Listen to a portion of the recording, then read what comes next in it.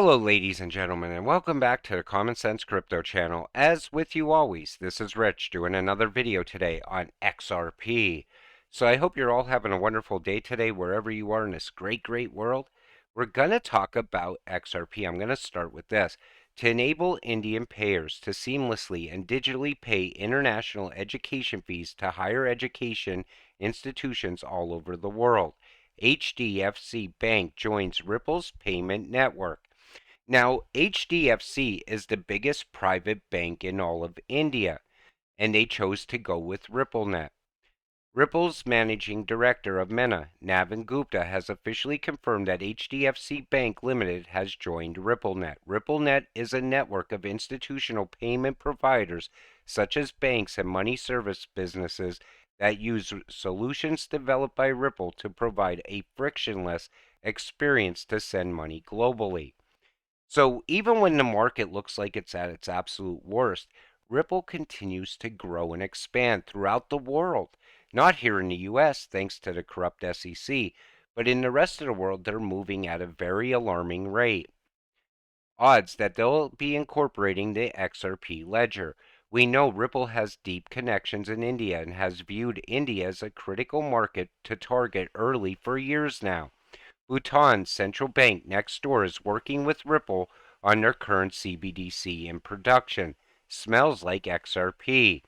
The Reserve Bank of India is finalizing the rollout of the retail digital rupee pilot and is on track to launch next month.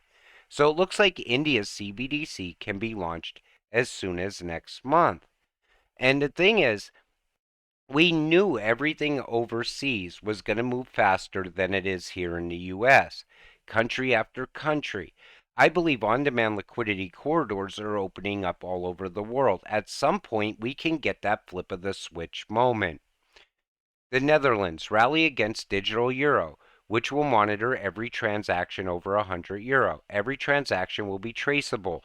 They can and will control everything. Do whatever you can to disrupt their plans. Now, in some countries, we see people fighting back against CBDCs. Here in the US, I hope they roll out privacy laws ahead of our CBDC. It happened in Canada, and now it's happening in Brazil. Brazilians protesting election results have had their bank accounts frozen. Just imagine the level of power the globalists gain once a digital identity and CBDC are in place. And that's the thing.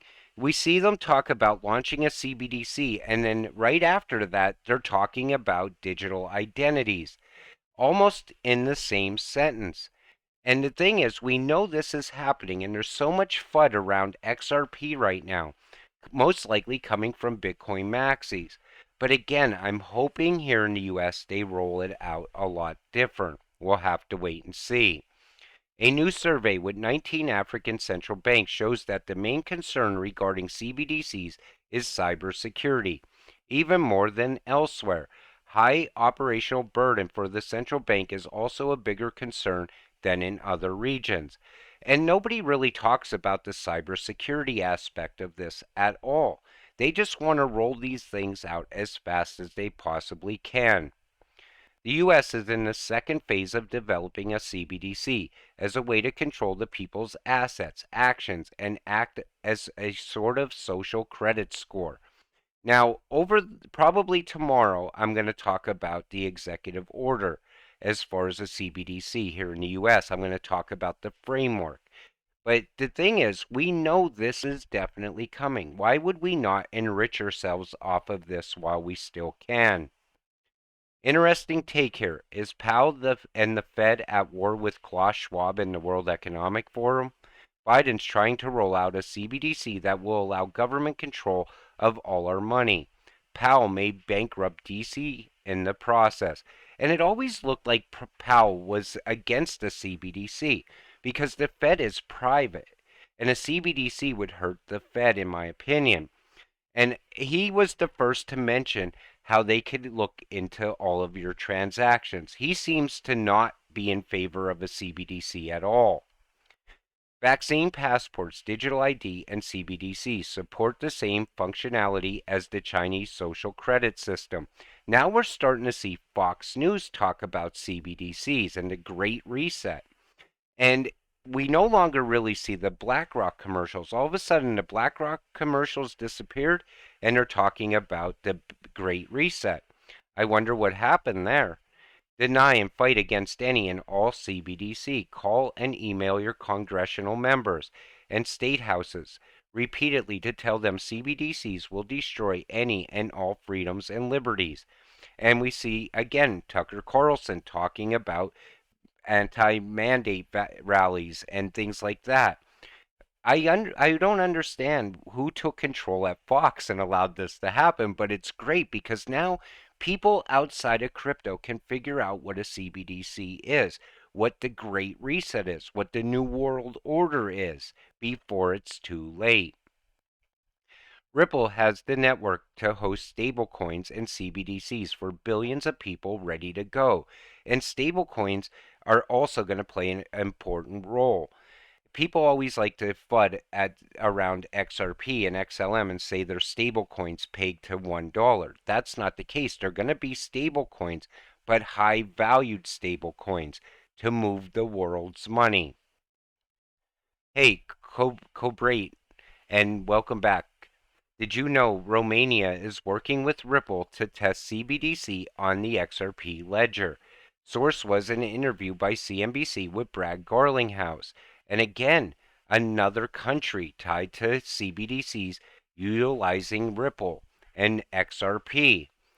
So it's country after country at this point. Ripple still growing at an alarming rate throughout the entire world, and people are still worried that XRP isn't going to be utilized in that new financial system. Come on, how can you not see it? I believe at one point we're going to see that flip of the switch moment. On-demand liquidity is going to go live throughout the rest of the world very fast. So go live on ISO 222 for cross-border payments, and reporting CBPR is coming up in March of 2023, and we want to help you get ready. Join our ISO 222 customer readiness webinars, and we see Swift is already trying to get people on board, trying to help banks be brought into the new system. And you still don't think this is coming? If we pulled all of our money out of XRP right now, this system would still roll out. That's what it comes down to. It's a matter of whether or not you want to get rich off of your XRP while you still can. Forget the FUD, enrich yourself. In the development of Bitcoin, which is easier to believe, a mysterious Asian developed it to free us from the central banks. The banking cartel had the U.S. develop it to facilitate wealth transfer and condition people to use a CBDC. Meet Satoshi.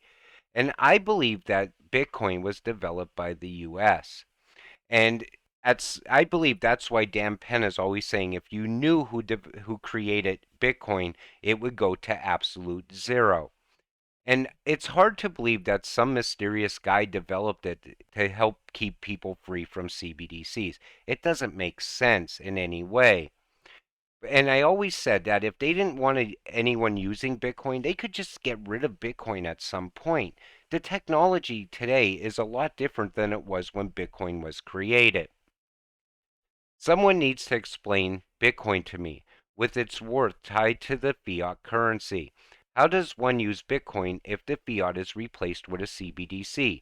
Once CBDC is functional, what would stop the governments from simply outlawing use of Bitcoin? And that's what I can see coming.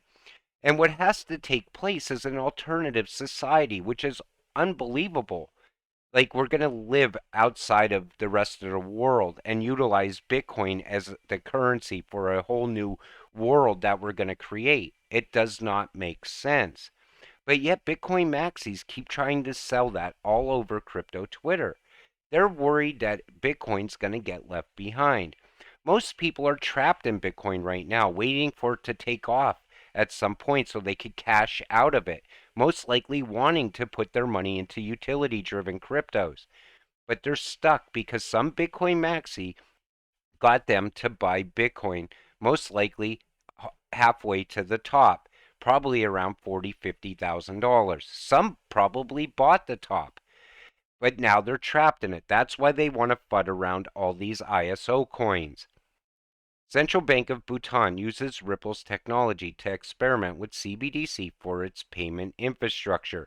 With Ripple's groundbreaking technology, we can experiment with CBDCs within our existing payments infrastructure while ensuring efficient and cost-effective cross-border transfers.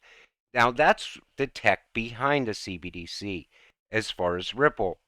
And the tech is great tech in the right hands. Probably Ripple buying up XRP from the secondary market for ODL. Now, we've seen that happen for a while now. That's how I know we can possibly get that flip of the switch moment when on-demand liquidity goes live through all the other countries outside of the US. And I still believe the US is working behind the scenes with Ripple.